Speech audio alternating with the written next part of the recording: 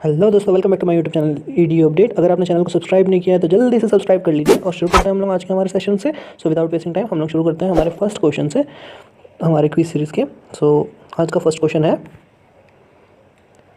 How much amount will be borrowed by the government of India on behalf of the states under the special GST window to meet the revenue shortfall of GST compensation.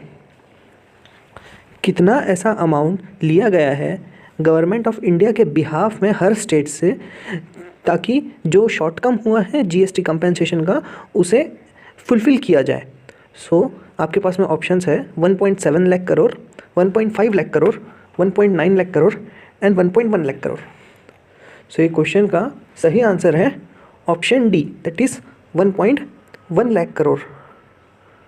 Okay, so the central government has announced that it will borrow 1.1 lakh crore under the special GST window to meet the revenue shortfall on account of implementation, that is goods and service tax, that is GST. Okay, so दोस्तों ये याद रखिएगा, ये अभी का latest है कि कितना अमाउंट लिया गया था। सो अमाउंट लिया गया था 1.1 लाख करोड़। तो चलते हैं हमारे नेक्स्ट क्वेश्चन की ओर। So the next question is, when was the first International Girl Child Day observed? So the second question is, when was the first International Girl Child Day observed? So your options are 2000, 2004, 2009 and 2012. So आपको बताना है सबसे पहला first international girl child day कब observe हुआ था। सो इसका actual answer है 2012, that is D option. So United nation general assembly ने दिसंबर 19, 2011 को एडॉप्ट किया था, एक डिक्लेयर किया था कि 11th means October 11th as a we are going to celebrate October 11th as a international day for a girl child, and the first international day of a girl child was observe on October 11, 2012। So ये जब organise किया गया था, ये जब observe किया गया था, तो उस टाइम पे उसका थीम क्या था, ये भी पूछ सकता है दोस्तों कि what was the theme during the first international girl child day observed. So at that moment of time the theme was ending child marriage. जो बाल विवाह है उस चीज़ को एंड करते हुए हम गर्ल चाइल्ड डे को मनाएंगे। ये थीम रख के ही गर्ल चाइल्ड डे ऑब्जर्व किया गया था। So option D is correct, that is 2012। So moving towards the next question. The next question is, the Kalam program for intellectual property literacy and awareness, that is Kapila campaign, is being implemented by which ministry? So जो Kapila campaign है वो कौन से ministry के द्वारा implement हुआ है। सो यहाँ पे ऑप्शंस हैं ministry of commerce and industry, ministry of home affairs, ministry of external affairs, ministry of education and ministry of social justice and empowerment. So जो कपिला मिशन है वो कौन से मिनिस्ट्री के अंदर इम्प्लीमेंट हुआ है। सो इसका हमें सही आंसर बताना है। तो इसका सही आंसर है option D, ministry of education. ये जो हमारे रमेश जी पोखरियाल है, Nishank ji, so they has virtually launch the campaign Kapila. और ये इसका उद्देश्य क्या था, to spread the awareness of intellectual property literacy and campaign on 15 October 2020। So ये 15 अक्टूबर, दैट इज़ परसों के दिन ही ये लॉन्च हुआ है। So moving towards the next question, who has been appointed as the one man monitoring committee head by the supreme court to look into the issue of prevention of stubble burning in the state of Punjab, Haryana and Uttar Pradesh. So ऐसा कौन सा person है जिसे one man monitoring committee बनाई गई है by the head of the supreme court. Supreme court के head ने ऐसे कौन से पर्सन को head of the one man monitoring committee बनाया है जो कि ध्यान देगा the issue of prevention of stubborn farming, जो अभी यहाँ पे हुआ था, जैसे कि जो चारा हम लोग खेत में बच जाता है उसे जलाकर जो पॉल्यूशन होता है उस चीज़ के अगेंस्ट में सुप्रीम कोर्ट के हेड ने एक पर्सन को नियुक्त किया था इन चीज़ों के इश्यूज़ को सॉल्व करने के लिए। So the options are Deepak Mishra, Madan B Lokur, Rajan Gogoi, Arjan Kumar Sikri. So ये 4 ऑप्शंस हैं। अब यहाँ पे आपको बताना है कि कौन सा ऐसा पर्सन था जो कि इस पर्टिकुलर चीज़ के लिए नियुक्त हुआ था। सो जो करेक्ट आंसर है वो है Madan B Lokur, that is option B. So Madan B Lokur, a former जज of the apex court, as a one-man monitoring committee to prevent stubborn burning in the states of Punjab, Haryana, Uttar Pradesh, which is the main source of pollution in Delhi National Capital Region. NCR में जो pollution हो रहा था उसका main कारण था stubble burning, जो कि पंजाब, हरियाणा और उत्तर प्रदेश में होता है. सो उसी चीज़ को रोकने के लिए, उसी चीज़ के इशू को सॉर्ट आउट करने के लिए मदन बी लोकुर, जो कि एपेक्स कोर्ट के हेड है, जज थे, एक्स जज थे, उनको नियुक्त किया गया है. तो moving towards the next question. Kapil Dev Kamath has passed away due to COVID-19. He was the Minister of Panchayati Raj of which state? So the options which we have are Rajasthan, Madhya Pradesh, Kerala and Bihar. So these are the four options. So you have to select the one from where Kapil Dev Kamath was residing.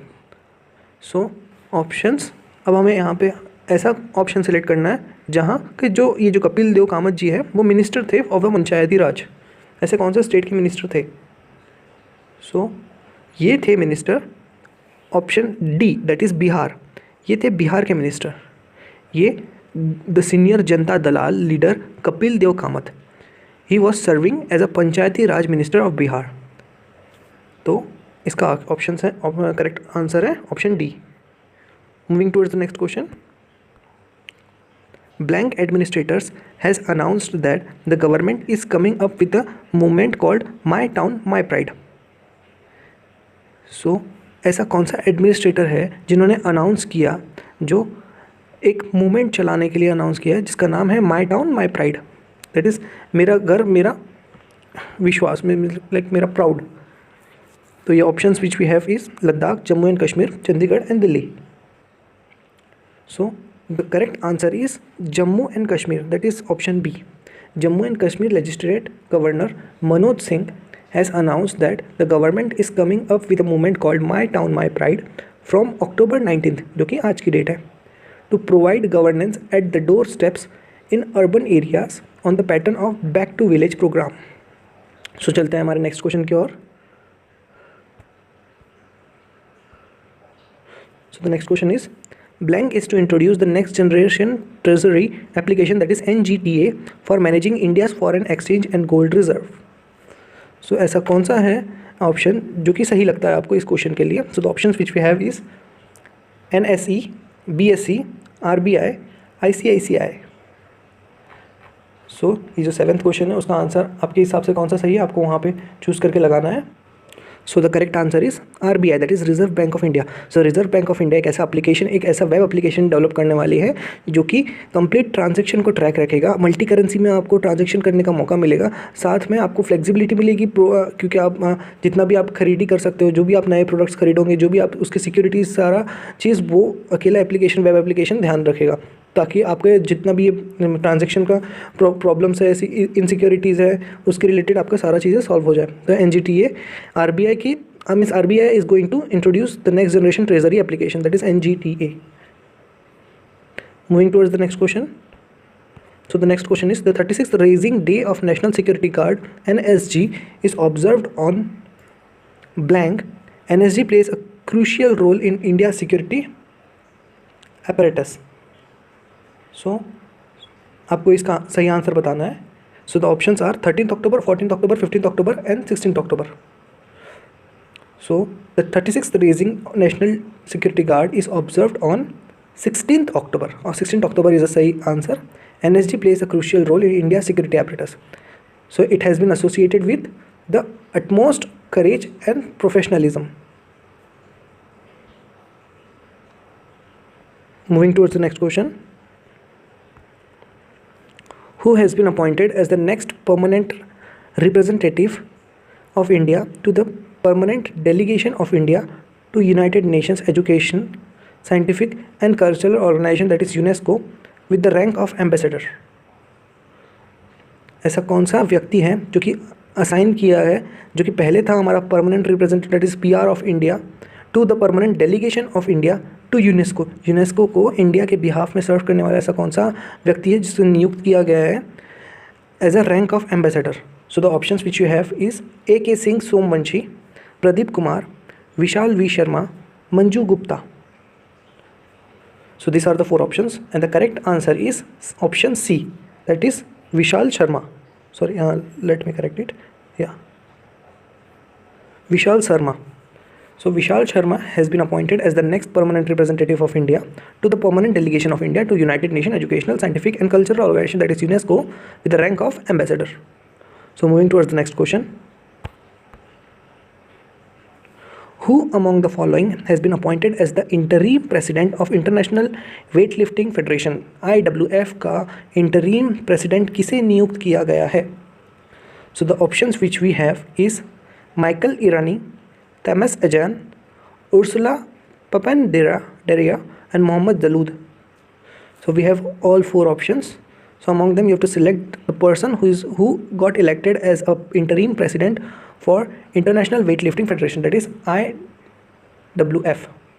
So the correct answer which we have is Michael Irani. He is a doctor by profession. So Dr. Michael Irani of Great Britain, he is from GBR, that is Great Britain, has been appointed as the interim president of International Weightlifting Federation.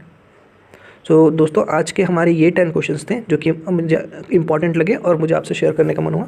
So hope आपको पसंद आ रहा है. अगर आपको सारी चीज़ें पसंद आ रही है तो प्लीज़ चैनल को सब्सक्राइब करना मत भूलिए, साथ ही साथ बेल आइकन को जरूर दबा दीजिएगा और प्लीज़ मुझे कमेंट बॉक्स पे ज़रूर लिख दीजिएगा ताकि मुझे पता चले कि आप लोगों को पसंद भी आ रहा है कि नहीं. तो चलिए आज के लिए बस इतना ही दोस्तों. Thank you.